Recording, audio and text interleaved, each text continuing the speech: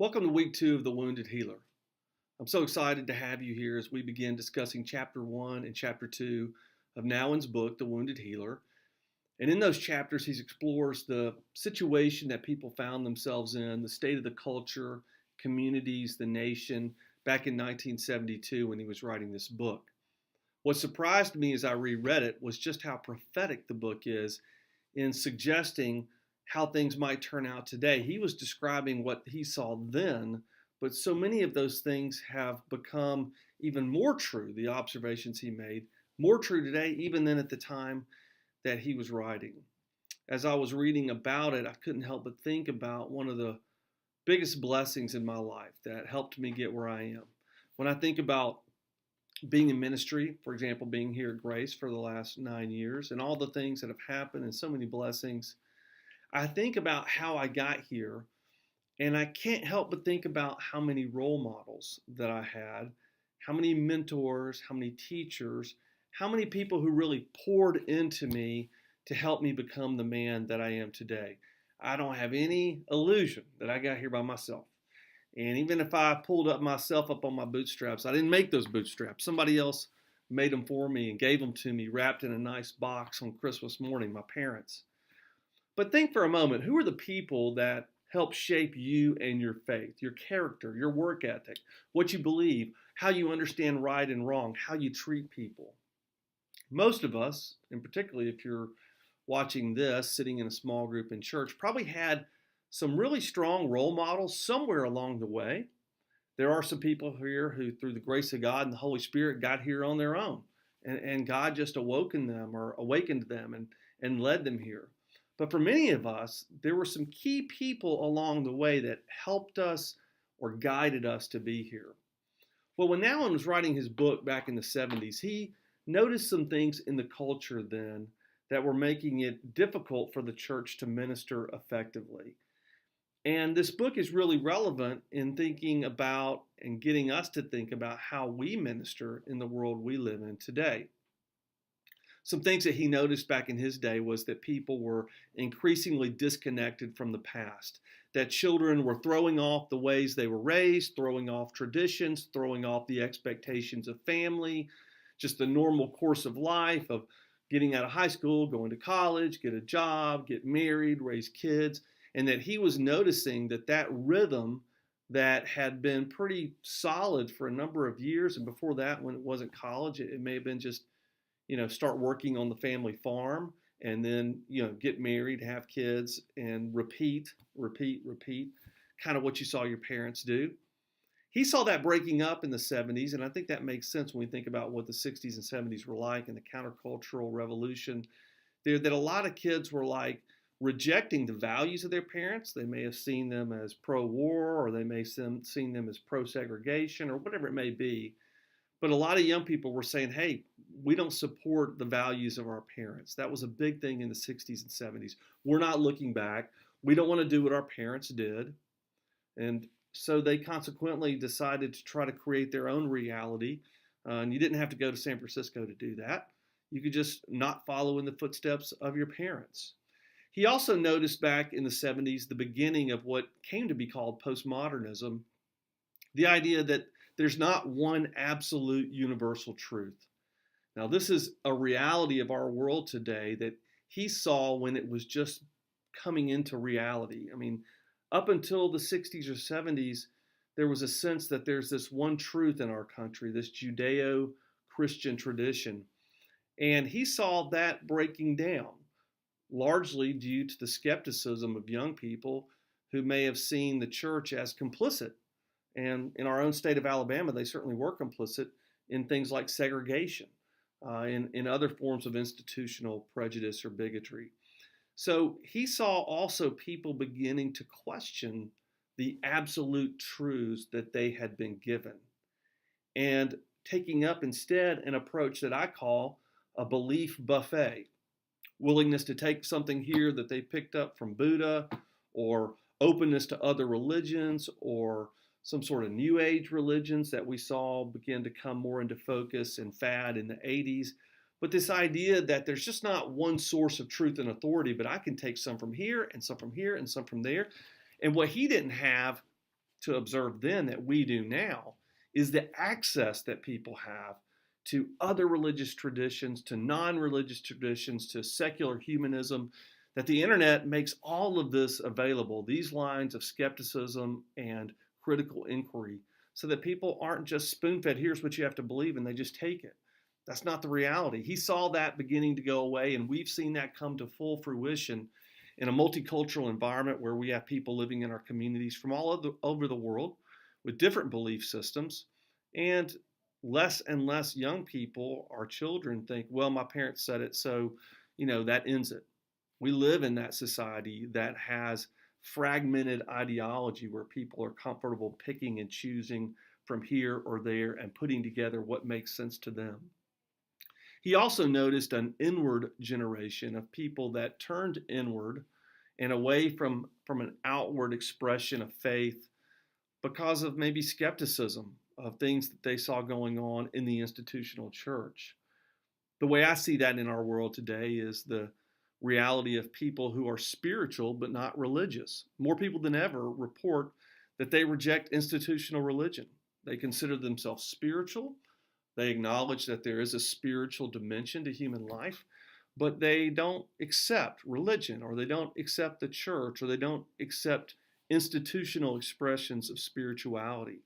These were some of the things that he was dealing with, and the capper of it was what he described was a generation without fathers. And I want to really zero in on this because it's so relevant not only to our church, but our world today. What I think of when I read what he said about a generation without fathers, he was talking about a suspicion and a questioning of authority, a cynicism of that age. And you could think of Watergate, you could think of Vietnam, you could think of the civil rights movement, all is giving rise to a cynicism, a skepticism, a suspicion of authority. But what I would add to that today, and I think all those things continue, I still think we live in the legacy of Watergate. We live in the legacy of a lot of different political scandals. But now we've added to it some things that deepen that skepticism and cynicism. Think about the sex scandals in the church, the Catholic Church, pedophilia. More recently, the Baptist Church has been in the news for this. How does it affect people when they can't even trust their pastor? They can't even trust their priest. And by virtue of connection, can't trust the church that hides those priests or hides those pastors or covers up these crimes rather than looking out for the welfare of children. We've added to that skepticism, not taken away from it. And we've also added to it broken homes, that more and more people truly are, not metaphorically fatherless, but actually fatherless, raised in single-parent homes, usually by a mom. There are a lot of people who grow up without a father figure. In addition to that, there's that broken trust that comes from things going as far back as Watergate, but as recent as the scandals we see in the Catholic Church. Where are we to turn for role models? Where are we to turn for heroes? Where are we to turn for people to look up to? In generations gone by, it was more easy to find a two-parent home and then to have religious leaders that wouldn't have been subject to such skepticism and cynicism, which comes from a real source, the scandals that we talk about. Politicians and other authority figures were held in a higher esteem. All of those sources of authority seem to have come tumbling down. How do we as a church minister in that type of environment where people feel that they can pick and choose the things that they believe from all kinds of different sources, where people are disconnected from the past and don't feel the need to maybe ever get married or wait till their 40s to get married and maybe never have kids and certainly don't feel like they have to live the same life and may not even desire to live the same life that their parents lived? How do we minister in an environment where because of that cynicism, people are more comfortable saying, hey, I'm spiritual, but I'm not religious? And what does that mean when someone says they're spiritual but not religious? And how do we minister into a world that lacks role models, that lacks authority figures that can be looked up to and admired? Now, let me say, as a pastor, no one knows better than me that in most families, the mother takes on the role of conveying the spiritual identity to the children. In my ministry now 20 years, I see a lot more families where it's because the mom says so, they come to church. Or if only one parent comes with the kids, it's the mom, and dad's playing golf or doing whatever. So I've always thought it was funny when people made up this expression that the man is the spiritual head of the household. And I also often thought to myself, well, I wish some of them would. I wish someone would take their part in leading the family spiritually. Now, the Bible doesn't say that actually. That's just something people have assumed the Bible says. But we do lack male leadership oftentimes in the spiritual life of families. And male leadership in the world today is suffering a lack of respect and a lack of deference because of these scandals that I've talked about in politics, in religion, and the church, and so many other places. How do we minister into that reality as men and women? All these things, disconnection from the past, the buffet of beliefs that people pick and choose from, not accepting an absolute truth from one source, the God that we know in Jesus. People who are spiritual but not religious because they're cynical about the church. How do we minister to folks who instantly are turned off maybe to what we're saying because what we represent is an institutional church that they don't trust, that they think is only out for money, or worse than that, is a danger to their families? How do we minister to broken homes, broken trust, into a place where there's a lack of role models?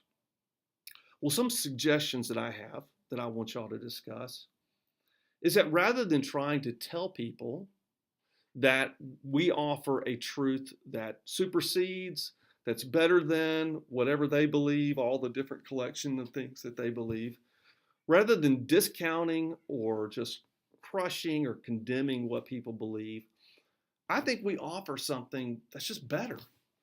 That when we put forth what we know of Jesus and the ethics that he taught of serving other people, of loving other people, of forgiveness and mercy and truth, of being light in the darkness, bearers of hope, it's just the truth of the matter that this is the most beautiful of all ideologies. He is the Prince of Peace, and we live in a world desperate for peace.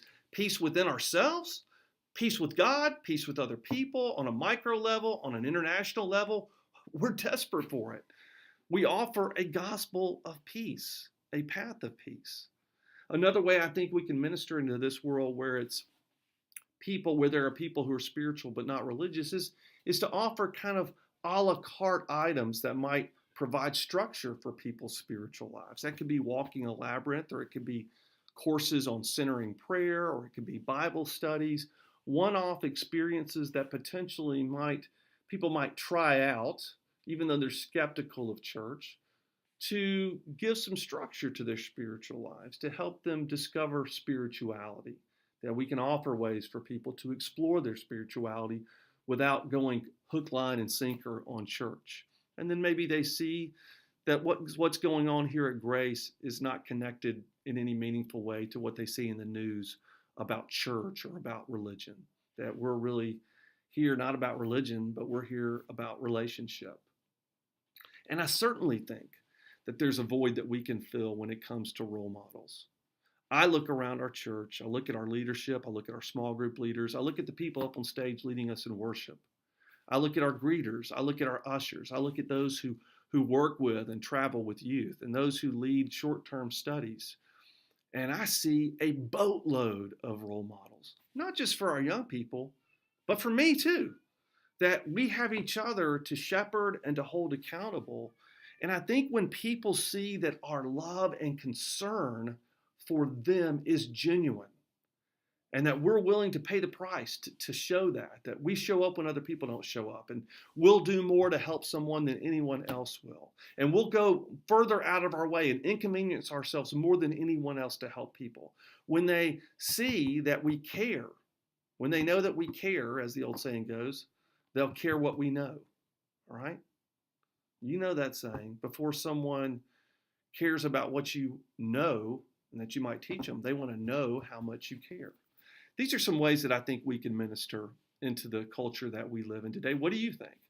You experience this as much as I do, maybe more, in your neighborhoods with your family, the things that are going on and the struggles that people have. How do we minister in the modern culture that we find ourselves in that often lacks role models that can be trusted, where people report being spiritual but not religious and are increasingly reluctant to even try church, where people draw truths from the internet or from Facebook and memes and quotes, and they gather a kind of cobbled together truth and worldview. How do we share Christ in the midst of that?